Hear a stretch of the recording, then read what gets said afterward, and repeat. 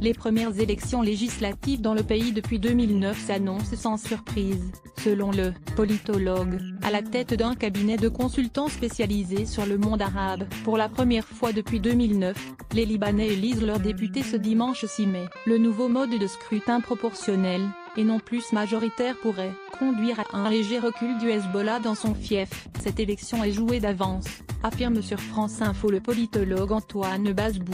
Il est directeur de l'Observatoire des pays arabes, un cabinet de consultants spécialisé dans les questions arabes. Pour lui, ce vote est en fait le dernier acte de la mainmise du Hezbollah sur le Liban. France Info, existe-t-il un enthousiasme pour ces élections dans le pays? Antoine Bazbou, il y a quelques petits espoirs, quelques petites lueurs de changement, mais c'est surtout une élection jouée d'avance. Les Libanais s'intéressent beaucoup à la corruption, à la faillite de leur État, au poids de la dette, au poids des réfugiés syriens qui sont 2,5 millions, soit le tiers de la population. Il y a aussi les infrastructures qui sont défaillantes. Il n'y a pas de service d'eau dans un pays où il y a des montagnes et de la pluie. L'électricité, cela fait 30 ou 40 ans qu'elle est absente.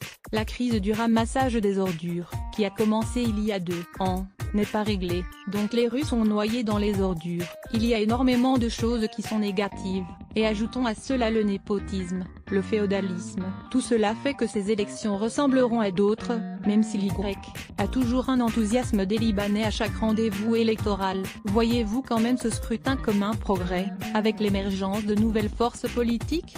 Je ne vois pas de nouvelles forces politiques émerger, sauf peut-être quelques têtes de liste à la marge. En revanche, on peut avoir plusieurs lectures de ce scrutin. C'est vrai que c'est la première fois depuis 9 ans qu'il y a des élections. Le Parlement avait auto-prolongé son mandat à 2 reprises. Et si on veut regarder cela de façon naïve, on peut dire que c'est l'illustration de la démocratie dans une région qui est dévorée par les guerres civiles et les dictatures. Mais il y a une autre lecture, plus stratégique, qui est de voir dans ce scrutin le dernier acte de la mainmise du Hezbollah sur le Liban. En fait, le Hezbollah contrôle le pays de facto, et là il cherche à transformer ce fait accompli, de le graver dans la loi. Il est très probable que le Hezbollah avec ses alliés contrôle près de 45 députés sur 128.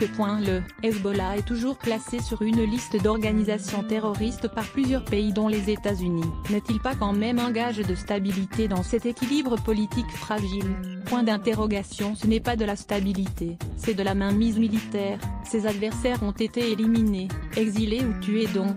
De ce fait, il reste la seule organisation qui décide de la paix, qui décide de la guerre, qui a une armée plus puissante que celle de l'État libanais, qui reste aussi le bras armé de l'Iran en Méditerranée. C'est le Hezbollah qui l'a revendiqué et qui a sauvé le soldat Assad en 2012 en envoyant près de 10 000 miliciens pour sauver le régime syrien. Donc l'ADN du Hezbollah, il ne faut pas l'oublier, c'est d'être le bras armé de l'Iran en Méditerranée. Il ne faut pas se laisser détourner de cette réalité. À lire aussi sujets associés Selections Liban proche.